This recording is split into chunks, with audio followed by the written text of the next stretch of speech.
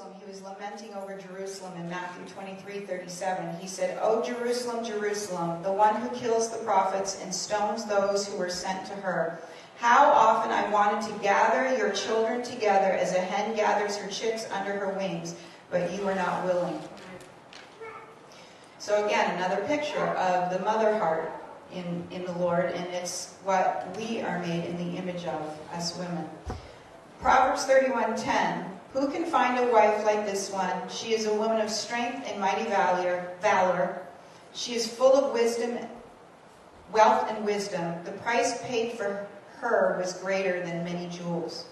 This is a picture of a virtuous wife and an incredible allegory of the end-time bride of Jesus Christ, full of grace and virtue.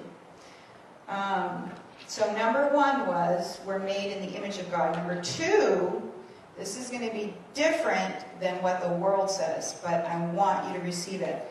Mothers are exalted.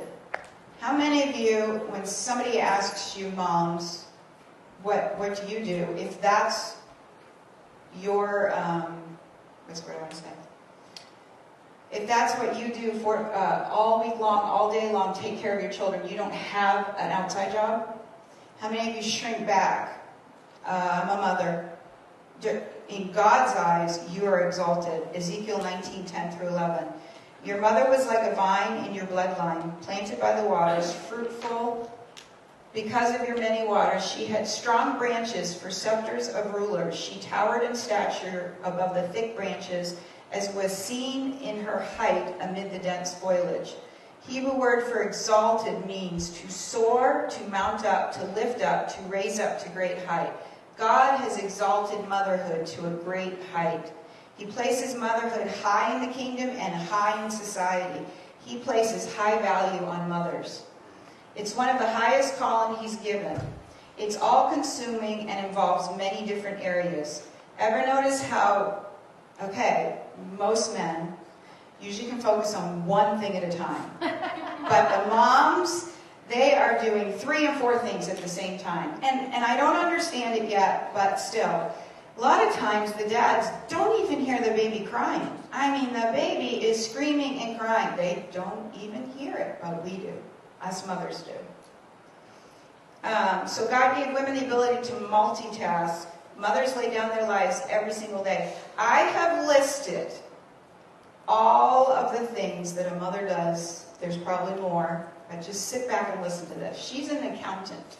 She's an arbitrator. She's the ambassador for the King of Kings. She's a builder, a bookkeeper, a bulk buyer. She's a counselor, a career consultant, a chauffeur, childhood psychologist, creative designer, customer service representative. She's a coach. She's a child development specialist, a cheerleader, a dietitian, a disciplinarian, director of home affairs, encourager, entrepreneur, entertainer, educator, first lady of the home. She is a fashion consultant. She's a gardener, a hostess, a hygienist, historian, hairdresser, interior decorator, investigator, we're halfway through, intercessor, janitor, judge, librarian, launderer, maid, mentor, master, storyteller. She's a movie critic. She's a nurse. She's a nutritionist, a nurturer, a nation changer, a professional chef, a professional baker, a professional cleaner. She's a children's pastor, a pediatrician, thank you, purchasing agent, a photographer, absolutely a photographer, personnel manager, protector. She is a referee, recreational director, repairer of the breach. We're almost done. Speech therapist, sculptor, security guard, seamstress, social coordinator, safety instructor, shepherd of her flock, teacher, time management expert. Well, some moms.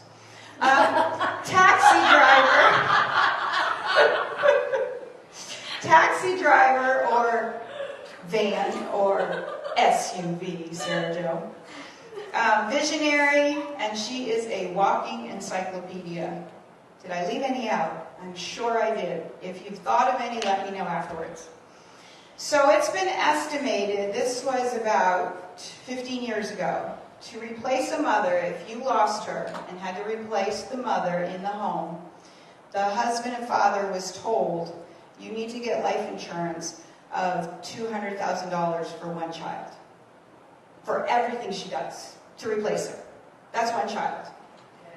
Hello, mothers. You're awesome. Proverbs 31, 10 through 31. We are very familiar with this and I'm not going to read all of it.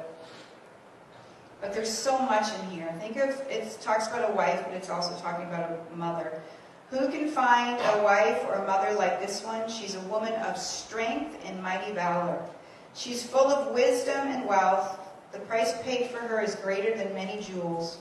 Her husband has entrusted his heart to her, for she brings him the rich spoils of victory. All throughout life, she brings him what is good and not evil. Remember, we're talking about the godly mother. She searches out continually to possess that which is pure and righteous. She delights in the works of her hands. She gives out revelation truth to feed others. She's like a trading ship bringing divine supplies from the merchant. And verse 15, even in the night season, she arises and sets food on the table for the hungry ones in her house and for others. She sets her heart upon a nation and takes it as her own, carrying it within her.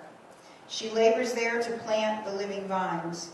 She draws herself in strength, might, and power in all her works. She tastes and experiences a better substance, and her shining light will not be exhausted no matter how dark the night. She always stretches out her hand to help the needy and lays hold of the wheels of government. She's known by her extravagant generosity to the poor, for she always reaches out her hands to those in need.